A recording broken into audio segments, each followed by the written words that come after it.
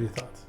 I love this one for us because it's not just what we do on a regular basis. Like, yes, we work out a lot and we've got video content of us working out together. I had Panera to go or Dunkin' Donuts for breakfast every day. Every day? I don't know if I knew you had it every day. It had to have been every day because I never had food in my house for breakfast. Whenever I listened to one of those books, it was 300 or 400 pages, whatever it is, and I would get like 1, maybe 2 nuggets out of it.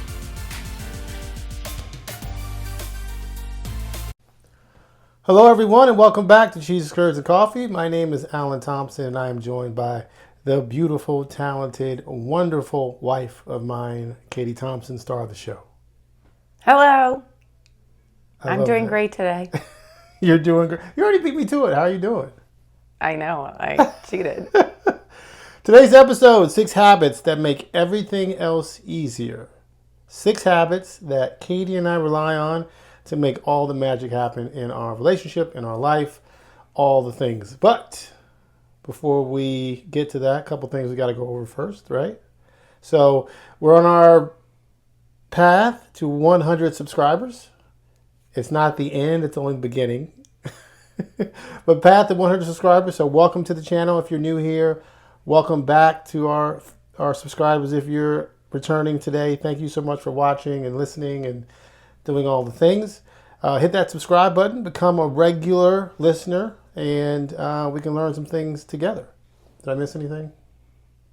Nope. Got it? Got it. All right, so we're going to change some things up a little bit. Well, we're going to change 2 things up. So normally Katie and I meet before we sit down and shoot, call it a pre-production meeting. We're very fancy. But we did not meet today. We're just going off the cuff. So she's going to be surprised.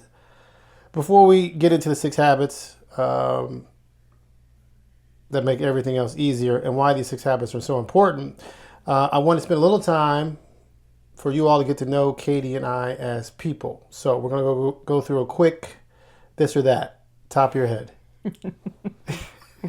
Okay. You ready? Yep. All right. Coffee or energy drink? Coffee. Beach or mountains? Beach. Early workout or sleep in? Both. Early workout or sleep in? Early workout. Early workout for me, too. I guess I should give my answers. Oh, I thought I was going to have to ask you, but I suppose I don't have that. You don't have any. Beach for me, decaf coffee for me. All right. Spend money on travel or stuff? Travel. Travel. Dinner out or cook at home? I'm going to vote dinner out. But that's not what we do most often. You know, it's so funny. Like, even like, you know, we're still health conscious, and we're wealth conscious, and all the things. Eating out is nice. I love trying new things. Yeah. So Katie likes to pretend she's at a new restaurant, even when we go to the old restaurants that we've been to 100 times. yeah. So wait, what's your answer? You didn't answer that one. Cooking at home. I thought so. CrossFit or running? CrossFit. Easy. Barbell all day. Yeah, running for me. No. Wrong answer.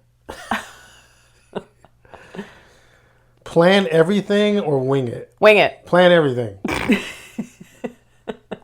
Can't believe we're in a happily committed relationship. Fancy hotel or Airbnb? Oh, man, it depends on what city we're in. Fancy hotel or Airbnb? It depends. What city am I in? Fancy hotel or Airbnb? That's not how the game works. Fancy hotel. Fancy hotel. Thank you. Thank you. Depends on the city, though. Read the book or listen to it? Read it. Listen to it. Save the bonus or spend some of it? Spend some of it. Spend some of it. I think that's been has that been an evolution Yes. for us? Yeah. For you, not me. I was spend all of it previous to you. Disney or cruise? Cruise. Cruise all day.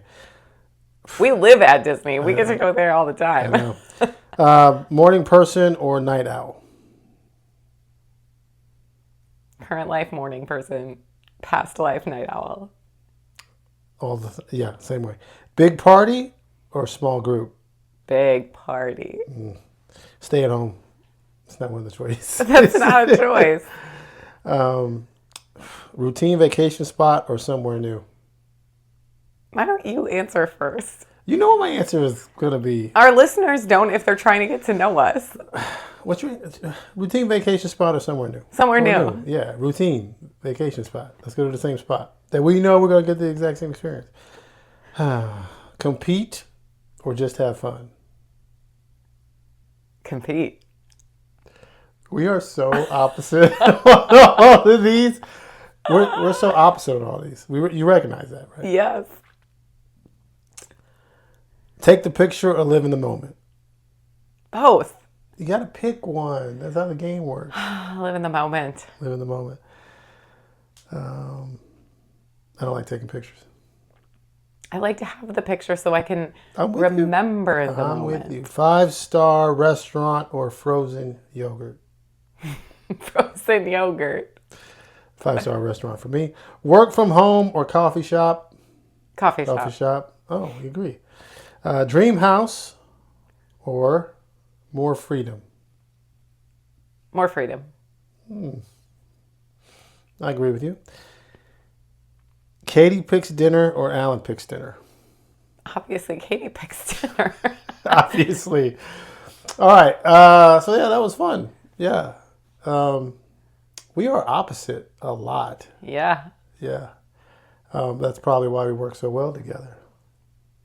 Yeah. There's a song about it. How's it We go? take 2 steps forward and 2 steps back. I don't know that. We come together because opposites attract, and you know. All right. Paul Abdul, baby. All right. Come on. Don't get us copyrighted. All right. So let us know in the comments if you think this is something we should add to the show. I think it was a little fun, but wanted to let you all know that we're just not all about build your proof and discipline and working on things, but we're also normal, regular people, kind of, who are diametrically opposed on a lot of things for some reason.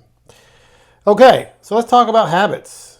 Habits. What's your advice to people on habits at the gym? Like, what do you tell people about building habits? How do you frame that conversation with members? Keep showing up, and then it becomes routine and a habit.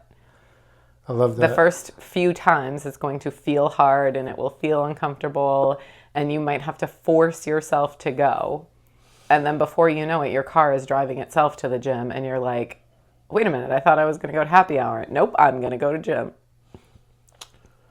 I mean, I think most people know like that. I think there's been like Atomic Habits was a book that's really popular by James Clear. And have you read that one? Yes. Oh, you read it like you've leafed The through actual it. book. Yeah, we Yeah, I own it, I'm listened to pretty it, sure. yeah. So yeah, this notion of like, needing to have or build habits and how to build habits has been around for a while. But so I was writing an article for Substack, a Substack account, thinking about habits and how important they are. And I realized that you and I have figured out something I think is pretty interesting and wanted to share it, right? So the 6 habits that we have that we use regularly that we're going to talk about aren't just regular habits. They're like high leverage habits. And so I just thought it would be great if we could kind of walk through what that means, because I was pretty proud of myself for coming up with that. I don't know if someone else has already come up with this idea. So this goes back to, me hitting rock bottom, climbing out of it. And I'm like overweight, broke, relationships are terrible, generally unhappy. I got a lot of stuff to fix. And so I started reading these books about, that Jason and Matthew would recommend about like, build this habit in order to think about the future, or build this habit in order to build wealth. And then I ended up joining a CrossFit gym, and then they were trying to build routines about how to eat, whole foods, all those types of things. And it was always compartmentalized, so do this for health, do this for wealth, do this for food, you know what I mean? Mm-hmm. And this is just my experience. whenever I listened to one of those books, it was 300 or 400 pages, or whatever it is, and I would get like one, maybe two nuggets out of it. And so it would be like read a book, work on the nugget. So built like each habit was like this its own thing in and of itself, and it was very hard to come by because I had to get through a whole book to get the thing that I needed. Anyway, so this idea of high leverage habits. So I started realizing like these habits were connected to each other. So you could do something like build a habit that impacted multiple domains of your life at the same time. And I thought that'd be a great definition for high leverage habits. So this idea that you can try and fix it, everything. You can try and build an individual habit in each domain of your life, or you can try and find ones that help you build or improve things Across multiple. across multiple. I don't know, is that crazy? What do you think? I know I sent you the list, but what are your thoughts? It's not crazy at all. It's efficient. It's what people should do because it will help you get farther faster. Yeah. Maybe it's crazy, but it's still going to help you get farther faster. Yes, it will. So let's get into our 6 habits that literally, at least in my opinion, and you can differ because clearly we're different. So we came up with a list of 6 habits, 6 high leverage habits that help solve multiple challenges at the same time or helps improve in multiple areas of your life. And like if we did this for a long time, we would be better off at the other end of it, right? Like, so you don't want to build a habit. Let's just say I want to create a habit where I work 8 hours a week because that'll, generate more money or help a business grow or whatever the case may be, or help the gym grow or whatever. In 5 years, if you did that for 5 years, your health would be probably terrible. Your relationships would suffer. Like there's a bunch of negative things. So you should definitely not build habits that do like have a negative outcome if you just did it repeatedly over and over and over again. So I think high leverage also means so it's got to help multiple domains at the same time. And if you were to do this for 5 years in a row, or if you adopted this for 5 years, does it have any negative impacts to your life? So don't build habits that hurt things. Take away from something else. Yeah. So one of the easiest examples is food prep. So you were the queen of food prep. Well, interestingly, when we met, I was not a food prepper. I went to the grocery store literally daily because I grew up in an environment where my mom would go to the grocery store every day. So that's kind of how I functioned. And then I meet Alan, who's a meal prepper, and as we're trying to, merge our lives together, we're moving in together and trying to balance this out. There was a period of time where you said, please never ask me what are we having for dinner every night. And then I discovered the fact that I needed to make sense out of the meals basically a week at a time. But it's not for us just about preparing the meals in advance. It's what is within the budget, what's on sale. So that's a separate habit we'll get into. So let's talk about food prep. So food prep, I think, has been the most powerful high leverage habit that we have used in our relationship. Why is it the most powerful? Because it fill in the blank. Because it saves a ton of money to food prep, and it's super healthy for us. So you get to save money and you get to be healthier because you're not eating out at all the restaurants, you're not eating fast food, you're not doing all those things. And so that's why, when we think about our wealth building journey, a lot of margin or a lot of wealth at the end of the month is because we didn't eat out 5 times a week or 6 times a week. When you start eating, food prep meals every lunch and most dinners and most or all like every breakfast, every lunch and most dinners at home, you save a ton of money. Yes. And you save a ton of calories. Pre our relationship, Yes. I had Panera to go or Dunkin' Donuts for breakfast every day. Every day? I don't know if I knew you had it every day. It had to have been every day because I never had food in my house for breakfast. Every day. So it was like a bagel with cream cheese or a bagel sandwich and some type of coffee drink for breakfast. Love that. Then I worked in the restaurant business when I first moved here and when we met. So I was head of sales and catering for a national restaurant group. Yep. And if I wasn't eating the food that we had, I worked at the corporate office, so I wasn't even in a restaurant. But if I wasn't eating the food that like we were preparing and bringing in to sample and check the presentation styles of the catering packages and all that, we were doing the same thing with our competitors and ordering other people's catered food to experience what does the ordering process look like, what is the presentation, all of that. Did they deliver it on time? Was it DoorDash delivery or did someone from the restaurant deliver it? Did they set it up? Like all the things. I love it. And then if I didn't do that, I would go out to eat for lunch because also like high stress job and I just needed to get away, so I got away to a restaurant. Love that. And now you're a food prepper. Yeah. Breakfast is always my own food. I know. It's like we're on a road trip somewhere and we're going to stop and get, I don't know, Dunkin' Donuts. So that's a rarity now. Yep. And I couldn't tell you the last time I went and had like lunch out. Yeah. I work from home or I'm at the gym. Yeah. I'm with you. So food prep was and still is big high leverage habit that we got into. Saves a ton of money, improves your health. It's like there's less decision making fatigue. Yeah, decision fatigue is another massive. We don't have to have check in the right. If you look, was it last week or 2 weeks ago when we talked about how many decisions people make in a day? Oh, it was like 2 weeks ago. Oh, yeah, one of the previous videos. Go back and watch that video. 30, I think you're right. I think it was 2 weeks ago. Don't give it away. Oh. Go back and listen. And you will understand why we were talking about decision fatigue and why this is so valuable. Yeah, 100%.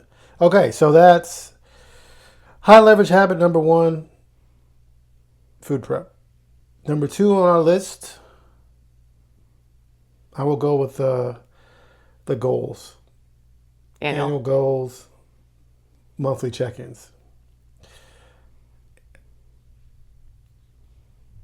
It started, and I think we talked about this in a previous episode, we started with this goal-setting date / Dream date. Dream date. It wasn't a dream date in the sense of like people think like, what is your dream date? And then they, long walks on the beach and blah, blah. No, like we went on a date to dream about the life that we wanted. And that turned into, well, how do we get there and how can we set goals to get us there?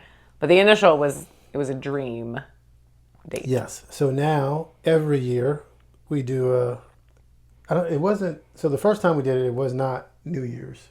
Correct. It was like, I don't know, a couple months into our relationship. I think it was like October, November maybe. That would have been a few weeks into our relationship. Maybe it was that soon. I can't remember. It was pretty soon. But anyway, so now it's turned into a habit where we do it every year.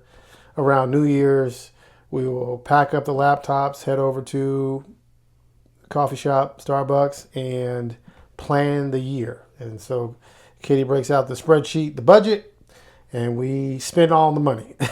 So all the money that we have planning on coming in and all the money we hope comes in, we allocate it to vacations, to obviously the things that we got to spend every week to survive, the mortgage, gas for the cars, all the car things, insurance, and then we start sprinkling in vacations and trips and all the things. And investments. We plan where the money is going before it ever hits the bank account. So it's accounted for. Yep. And then if we have a surplus, then we decide, do we send more to our investments or do we have some fun? Or do we remodel the kitchen? Also an option. So annual goal planning has become a staple in our house, in our lives. Love it, love it, love it, love it, love it. There's a monthly check-in. How do we do? Do we hit our goal? how much we send into Brandon, our investment advisor, all the things. And it's just normal, everyday thing that I had never done before in a relationship. And it's one of those things where it's like, for me, it wires my brain to the tune of planning my future with you. Yeah, I think the big difference here is like people set New Year's resolutions, right? Like that's a normal occurrence that not everybody, but a lot of the population is familiar with. And this is different because we're building it as a couple or as our family unit. And we talk about it throughout the course of the year. And sometimes they change. Like there's health goals that change because we had a different, lab panel come back, or there's, an injury or something. And so that means our fitness goal has to change or whatever. Like there's reasons why something may be adjusted a couple months in or a few months before the end of the year. But I, like you, did not have these types of conversations in my past relationships, and certainly not in my previous marriage.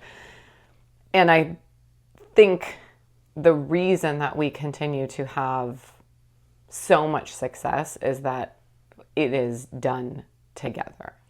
There is a unity in making sure that we're going through the path as a couple. And what I also love is that you have your goals, I have my goals, and then we have goals together. Mm-hmm. So it's like you're your own whole person that wants to do these things, and I'm a whole person who wants to do these things, and it's okay for you to go do your things. It's okay for me to do my things, and then when those things that we want to do together are part of that planning too. So I love it. I think it's like a huge reason why our relationship is so good, and highly recommend annual goals and monthly check-ins.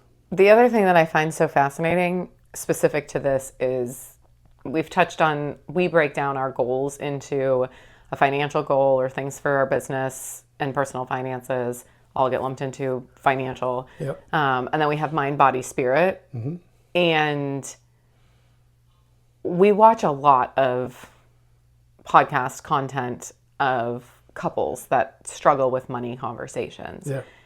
And, there are times I'm not going to lie and say like, every time we talk about money, it feels good or I feel prepared or anything like that. But when I watch and observe and hear some of the challenges that other couples have, I don't know that we experience that difficulty because it's a regular habit for us. High leverage habit. It is and has been for years something that we look forward to. And, sure, there have been stressors financially in our relationship, but because we constantly revisit this and are fine-tuning things and making adjustments together collectively as one. Yep. There isn't, it's not a fearful conversation. It's actually exciting because rather than think about the restriction of a budget, it's, again, we're dreaming and bringing that dream together. Right. So when you think about high leverage and multiple domains, annual goals, monthly check-ins around the budget is definitely drives our wealth goals, helps us achieve those, but it also strengthens our relationship and the relationship goals that we have. So, we plan our vacations during this time. Where are we going? Which cruise are we getting on to? Are we renewing the memberships at Dr. Phillips Center for Performing Arts? So we're renewing our membership for Disney, and we're upgrading our membership for Disney. So, it's just a great way to dream, plan, and set the tone for a fantastic year. It's a celebration for me. So, that's number 2. Number 3. Let's go into ones that I think are true for you. One that's true for you, and then one that's true for me. Okay. I described it in the Substack article as BOGOs decide dinner. Mm-hmm. So, Katie, when I met Katie, she was not this frugal superstar that you see on the screen or you're listening to. But she has turned into discount queen. I don't even know what the right term is. I'm not the extreme couponers, but I do follow several of them because Yes. it makes my shopping experience much easier. Yeah. So talk to me a little bit about why BOGOs decide dinner is such a high leverage habit. It for us. ties into the meal prep Yeah, situation. 100%.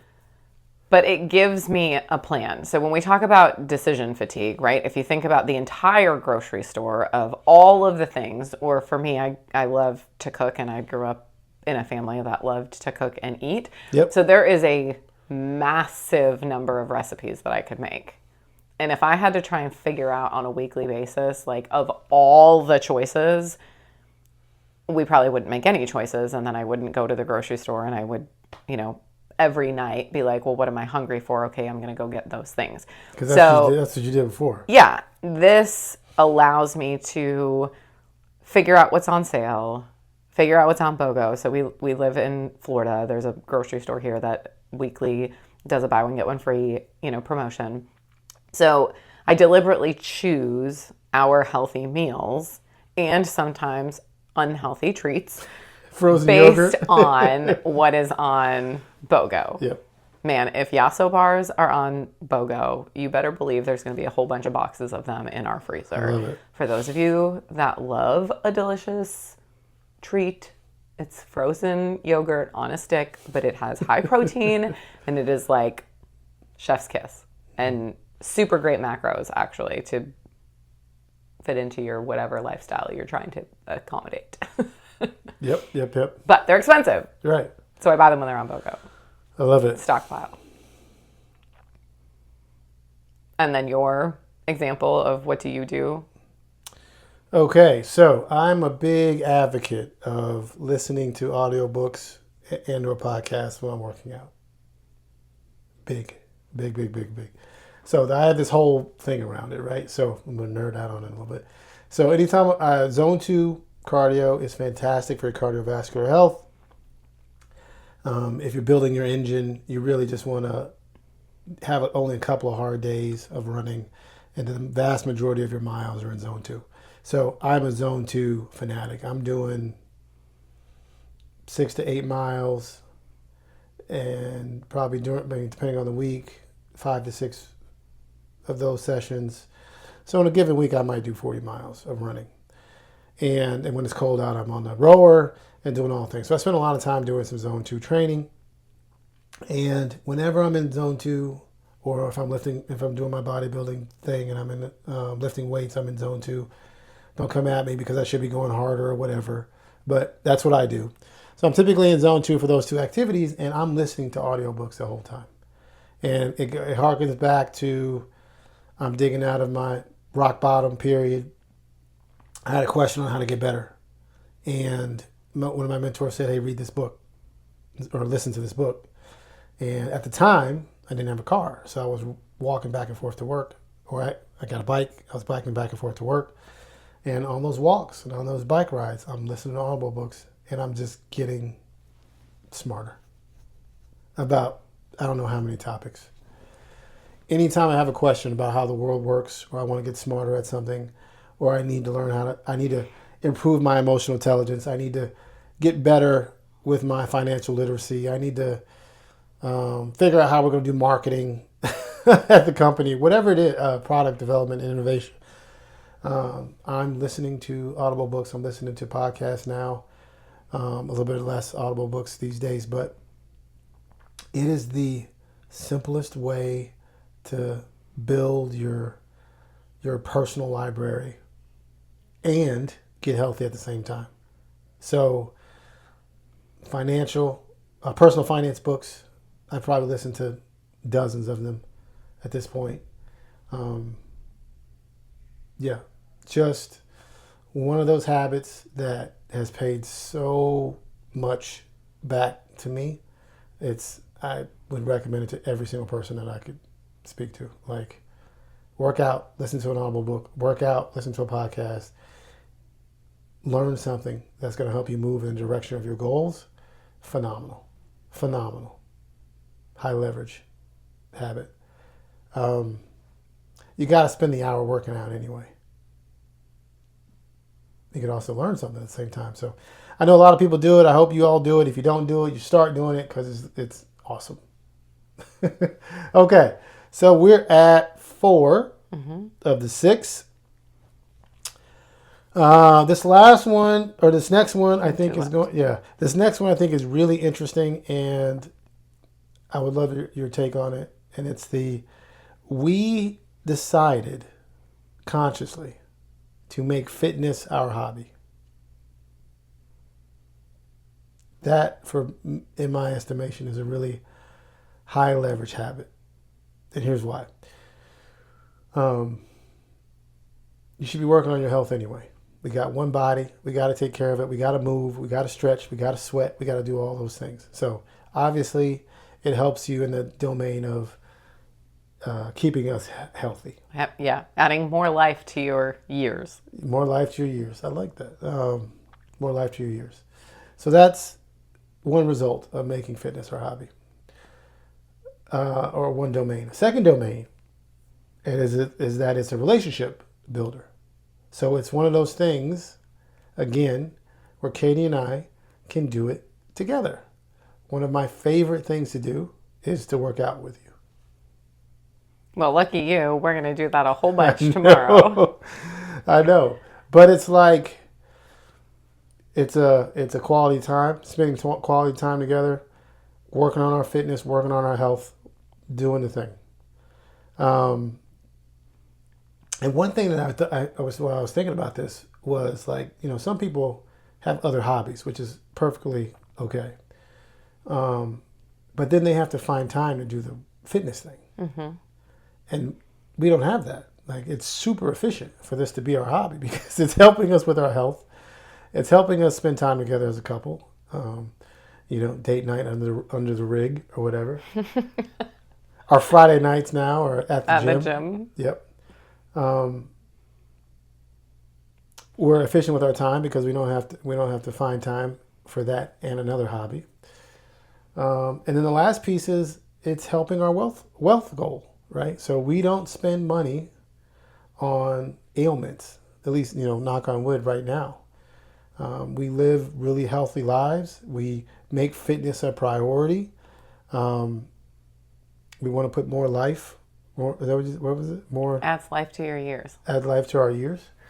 And we're trying to stave off all of those health issues that come from lifestyle. Lifestyle can control so much. I have a history of diabetes in my family, and I was pre-diabetic back when I was 50 pounds overweight, and trying to stay away from medications and the cost associated with all of that healthcare intervention that we would otherwise need. So super high leverage habit is making fitness your hobby. What are your thoughts? I love this one for us because it's not just what we do on a regular basis. Like, yes, we work out a lot and we've got video content of us working out together, or, Alan will be in the corner of the gym listening to his podcast or an audiobook, and I'll be in the middle of, class with the group and doing whatever our coach is instructing us to do and all that kind of stuff. And just being in the same room at the same time, getting a chance to watch each other fills our cup. But we also vacation with fitness or around fitness. So things that we enjoy doing when we travel is finding a gym, like dropping in. It's very common in the CrossFit space to drop in when you travel and go, get a workout in at a different box. But even if we don't have access to that, it's maybe we're going for a run. There was a weekend that we went to St. Augustine and we ran from our hotel to the fort that they have, and then we grabbed, a little bit of coffee and breakfast, and then, walked back to the hotel and got on with the rest of our day. Or we've been known, if we're driving, to like pack some dumbbells in the car with us, and we'll do a little workout, that. on the patio of the hotel that we're staying at, or we'll do a beach run in the morning. And mine is usually like, 20 minutes, and then Alan will continue on for his other several miles while I go get coffee and, I don't know, breakfast while I'm waiting for him to finish. But all that to say, like, it's so much of our lifestyle that even when we go on vacation, we are participating in this, or we're traveling for a fitness event. Like, we love, and this was way before we bought a gym, we enjoyed going to CrossFit competitions, or, we haven't done it together, but Alan's been to other fitness style competitions, and we just like experiencing those things. So if there's a fun destination and there happens to be a fitness event, like, there's a high likelihood that we would plan a vacation around that. And it's just giving us an opportunity to connect with more people, to, experience more places, to do more things, and continue living that life. It's creeping into our vacation choices now. Because I know we're going to do the Greece trip, and I was talking about, like, we're going to go on all the trails that don't require you to risk your life. Because some of those trails are death defying, personally. So we won't be going on those. But the ones that don't require you to risk your life do require you to walk up a lot of steps. Correct. So we need to have to train for that and get ready for that. Stay fit. So we can go to Greece. I love it. Okay, so the last high leverage habit that I want to touch on today was what we do on Saturday nights. Today we're doing it on a Friday night because we have plans tomorrow. Tomorrow will be will be destroyed after 4 workouts. 4 events. Yeah. So we're doing it on a Friday night tonight, but basically dream work plus date night. So are you technically a Disney adult now, or is that? Yeah, I wear my mouse ears when we go to the parks. Were you a Disney adult when I met you? I did have an annual pass, but because you didn't, we didn't go. Because we were in a different season of our lives and we were focused on building wealth, we didn't go. Is that what you meant? No, I had an annual pass when we first started dating. No, I know, but you stopped going because we were and then I didn't renew my annual pass because we had to save all our pennies. Okay. All right, so dream work plus date night. So basically, we have been on and off shooting content for, last year, so a year maybe? Several months. Have you added up the first round plus this round? I am the wrong person to ask that question. So sorry, I don't count them. No, it's fine. So, spanning in the last year, then we had a pause, and then we started shooting content again, all around sort of the dreams we have about the future and the things that we want to accomplish and build together.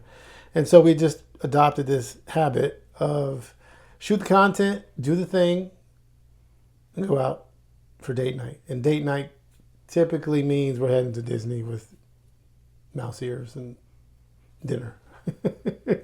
Sometimes we have dinner before we get to the parks. Other times we'll eat at the parks. Yeah, all the things. Sometimes we just have a snack. Yeah, sometimes we'll eat here and then we'll grab a snack. Yeah, I love that. So it's always something that I look forward to. And it's a weird... I'm trying to figure out the best way to describe how it feels. Like you come in, you'll work on something that you're like super passionate about, that you dream about, that you are committed to, and you knock that out together. And then you go spend some quality time together doing your favorite thing. It's just, it's good. It's a lot of fun. It's like we're building the life we want and enjoying the life we have. Is that a tagline somewhere? I think so. How's it go? Build the life you want, enjoy the life you have. I love that. Someone should use that if they aren't using that. That's our tagline, by the way. And that's where it comes from. This idea that we can sit down for an hour, hour and a half, work together on this dream life that we want in the future, and then go enjoy the heck out of the one we currently have, has been one of the best things that we have done in our relationship. I keep saying that. I feel like a broken record, but we do a lot of good things in this relationship. Yeah. So it's amazing when you find the right life partner. Yeah. How your life turns. It's funny how that works. So we call it dream work plus date night. You can call it whatever you want, but this idea of anchoring a reward to something that can be, I don't know, challenging. When we first started shooting content, I was super nervous about it. I'm getting a lot more comfortable now. You talk a lot more now. I know. I don't talk very much on the podcast. When you say the star of the show, it makes me chuckle because I think you actually have more FaceTime. Well, both faces are on the screen at the same time. We both have FaceTime. Okay. So, dream work and date night. All right. So, can you recap all 6 high leverage habits that we've talked about today, honey? Are you asking me or are you asking the audience? Well, I'm asking you to tell it. Remind the audience. Oh, we've started with meal prep. Yep. And then number 2 was Annual goals and monthly check-ins. And then we went to BOGOs. Oh, then we did the 2 that are by ourselves. So me shopping for BOGOs. Yep. You listening to audio books and podcasts while you're working out. Yep. Then we went to Fitness is our hobby. And then we ended with dream date night. Yeah. That's it.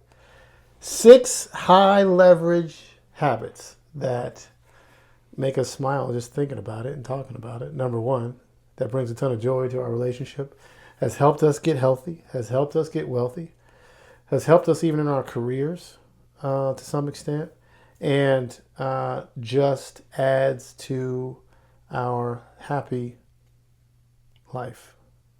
Life is good. Yeah, I think it's interesting. We didn't actually talk about how this helps us in our careers, but I promise you, everybody that's listening, when you are healthy, you are more confident. Mm-hmm.